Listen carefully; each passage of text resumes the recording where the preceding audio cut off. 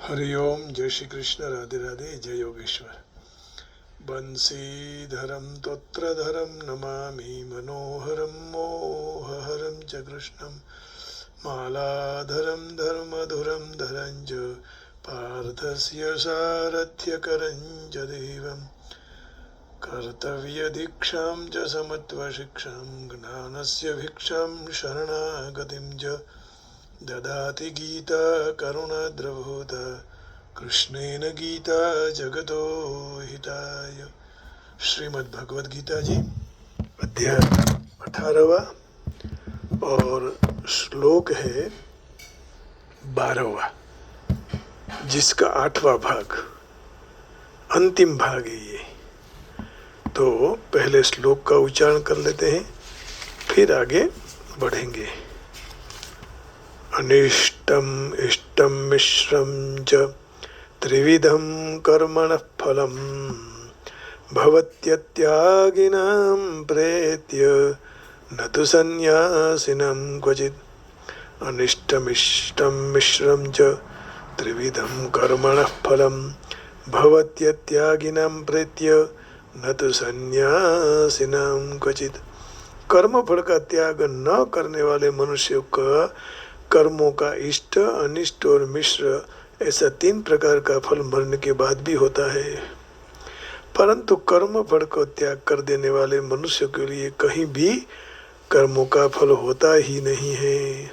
भवत्यत्यागिनां प्रेत्य न तो सन्यासिनां क्वचित्।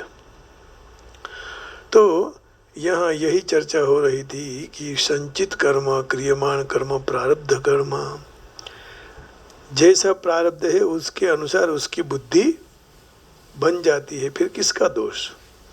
बुद्धि में जो द्वेष है उसके वश हो गया, वही दोष है। तो उसको उसके वश न होकर विवेक का आदर करना चाहिए। गीता जी भी कहा कि जो बुद्धि में राग द्वेष रहे तो उसके वश नहीं होने का। तयोर्न वशमागच्छेत् तौ यस्य परिपन्थिनौ। 3 अध्याय के श्लोक भगवान 40 और 34 इस दोनों में समझा रहे हैं। पहले 34वां ले लेते हैं कि भगवान कहते हैं राग द्वेष को उसके वश नहीं होने का। इंद्रियस्य हृदे राग द्वेषौ व्यवस्थितौ तयोर्न वशमागच्छेत् तौ यस्य परिबन्धिनौ। इंद्रिय के अर्थ में माने प्रत्येक इंद्रिय के प्रत्येक विषय में मनुष्य का राग और द्वेष व्यवस्था से अनुकूलता और प्रतिकूलता को लेकर स्थित है। मनुष्य इन दोनों को वश न होना चाहिए, क्योंकि ये दोनों के द्वारा कल्याण मार्ग में विघ्न आता है। ये दोनों विघ्न डालने वाले हैं, शत्रु है ना। तयोर्न वशमागच्छेत् तौ यस्य परिपन्थिनौ। अब 40वें श्लोक में भगवान क्या कह रहे हैं? इंद्रियाणि मनोबुद्धिरस्याधिष्ठानमुच्यते एतैर्विमोहयत्येष ज्ञानमावृत्य देहिनम्।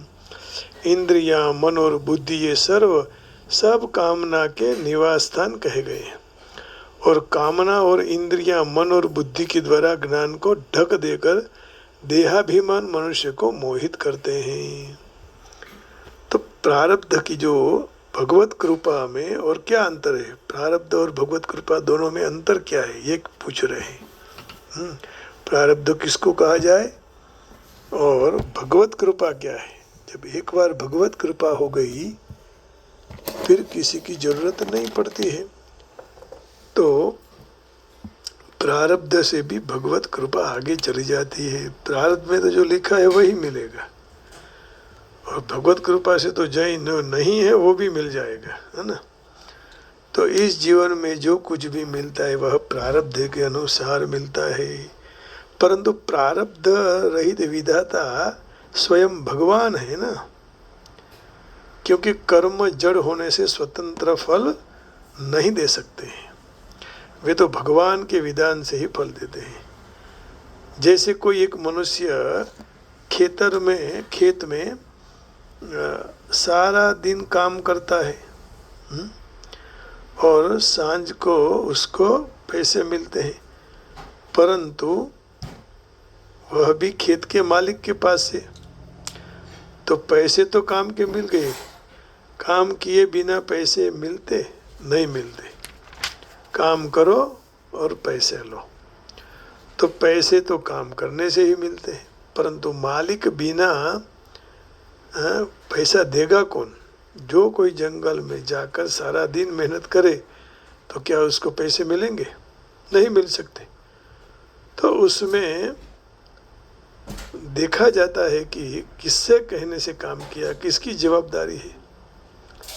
जो कोई भी बहुत तत्परता, चतुर या उत्साह से काम करे, परंतु करे केवल मालिक की प्रसन्नता को, तो मालिक उसको मजदूरी के ज़्यादा पैसा देंगे, ज़्यादा पैसा देगा।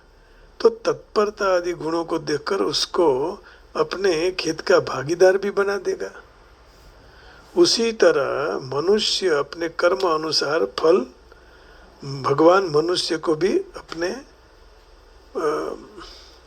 कर्मों के अनुसार फल देते हैं। जो कोई भी मनुष्य भगवान की आज्ञा के अनुसार उनकी ही प्रसन्नता के लिए सारे काम करता है, तो भगवान दूसरों की अपेक्षा में उसको ज़्यादा देंगे। परंतु जो भगवान को सर्वथा समर्पित होकर काम करते हैं, वो भक्त भगवान के भक्त बन जाते हैं। एवं स्वभक्त्यो राजन भगवान भक्त भक्तिमान। श्रीमद् भगवत गीता जी में, श्रीमद् भागवत में कहा है 1886-59। एवं स्वभक्तयो राजन भगवान भक्त भक्तिमान। तो संसार में कोई भी नौकर को अपना मालिक नहीं बनाता है, परंतु भगवान शरणागत भक्त को अपने मालिक बना देते हैं। ऐसी उदारता केवल प्रभु में है। ऐसे प्रभु के शरण न जाकर जो मनुष्य प्राकृतिक उत्पत्ति विनाशील पदार्थों के पराधीन रहता है, उनकी बुद्धि सर्वथा भ्रष्ट हो चुकी है। ऐसी बात को समझ नहीं सकते हैं। हमारे सामने प्रत्यक्ष उत्पन्न और नष्ट होने वाले पदार्थ हमें कहाँ तक सहारा देंगे? तो इसमें बहुत चर्चा हुई। कहा कि भाई इष्टम अनिष्टम मिश्रम च त्रिविध कर्मण फलम भवत्यत्यागिनाम प्रत्य न तो सन्यासिनाम क्वचित। Agreeable, disagreeable and mixed threefold indeed is the fruit that occurs after death from the actions of the unrenouncing, but there is a none whatsoever for those who have renounced. तो कहने का तात्पर्य यही है कि भगवान यही समझा रहे हैं कि वो कर्म का फल ही छोड़ दो तो सब छूट जाएगा। For one who is not renounced the threefold fruits of action, desirable, undesirable and mixed, occur after death, but these who are in the renounced order of life have no such result to suffer or enjoy. तो यहाँ कहने का भाव यही हुआ कि फल को छोड़ दे तो सब आनंद ही आनंद है। तो जो त्यागी नहीं है उनके लिए इच्छित, इष्टफल, अनिच्छित और मिश्र 3 प्रकार के कर्मफल मृत्यु के बाद भी मिलते हैं, परंतु जो सन्यासी हैं उनको ऐसे फल के सुख दुख भोगने नहीं पड़ते।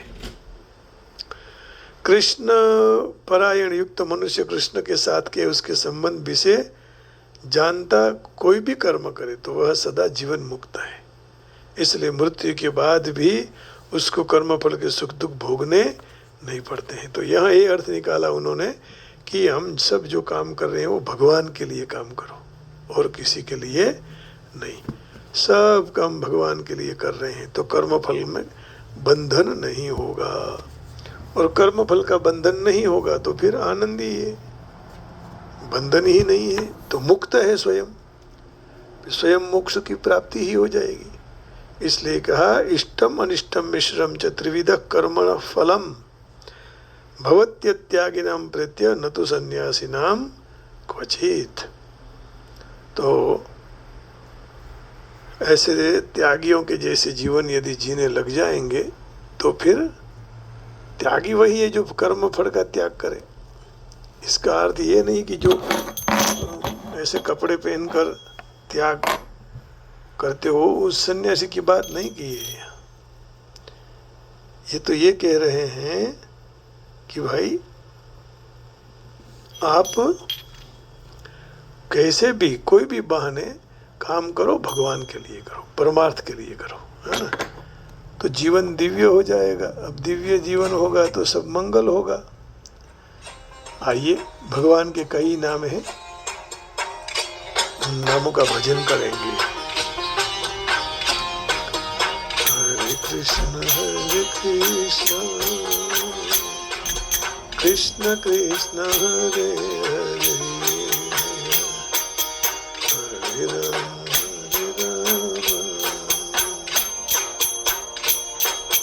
कया नाम लखवी कंकोतरी, हरि तारा 6000 नाम। कया नाम लखवी कंकोतरी, रोज रोज बदले मुकाम। कया नाम लखवी कंकोतरी, हरि तारा 6000 नाम। कया नाम लखवी कंकोतरी, गोविंद गोविंद गोविंद हरि गोविंद गोविंद गोविंद हरि गोविंद। मथुरा मोहन तो गोकुल गोवारियो, मथुरा मोहन तो गोकुल गोवारियो। बालिका नो नाथ रण छो, कया नाम लखवी कंकोतरी, हरि तारा 6000 नाम। कया नाम लखवी कंकोतरी, लखवी कंकोतरी, रोज रोज बदले मुकाम। कया नाम लखवी कंकोतरी, गोविंद हरि गोविंद गोविंद हरि गोविंद गोविंद हरि गोविंद गोविंद गोविंद हरि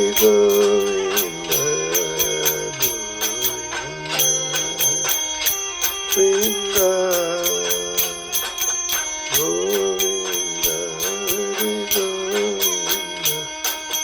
कोई सीताराम कहे, कोई राधे श्याम कहे, कोई सीताराम कहे, कोई राधे श्याम कहे, कोई कहे नंदनो किशोर। कया नाम लखवी कंकोतरी, 6000 नाम। कया नाम लखवी कंकोतरी, गोविंद गोविंद हरि गोविंद गोपाल